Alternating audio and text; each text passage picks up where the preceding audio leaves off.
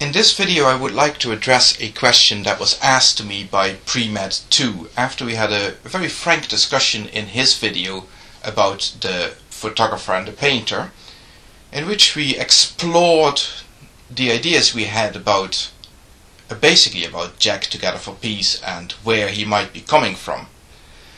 We eventually got to a sort of understanding about that, but then he asked me a very good question, and one to which I couldn't give a simple 500 character answer either.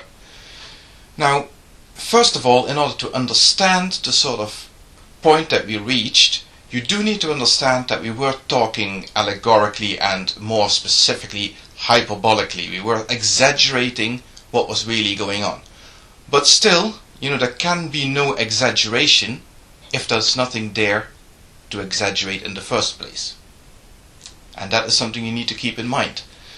So, the way I put it to Premed2, and he agreed to that, was that Jack would, in his need for salvation, in his desperate need for salvation, he would quite happily crawl over the heap of corpses of all those who fell by the wayside, who have not attained salvation, if he thought it would help him reach the pearly gates. That's the way I put it.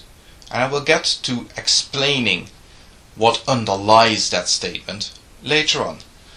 But anyway, the question that Premed2 asked me, and which is very valid, is that if we were to put ourselves in Jack's position, assuming that the whole idea of all these people falling by the wayside, not getting the salvation, being human wreckage basically, write-offs, and that he would trample over them and clamber over them in order to get to the pearly gates.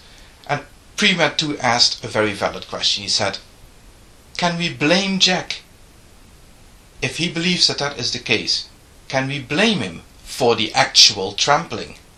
For the actual fact that this pile of corpses is going to be there for him to climb over in order to get to the pearly gates? And that's a good question. The simple answer is, of course, no. We can't blame him. In his belief system, and this is always something we need to keep in mind, in his belief system, his God made those rules. That's the way things are, and he's not to blame for that. Fair enough. But of course, reality is never quite as simple as that.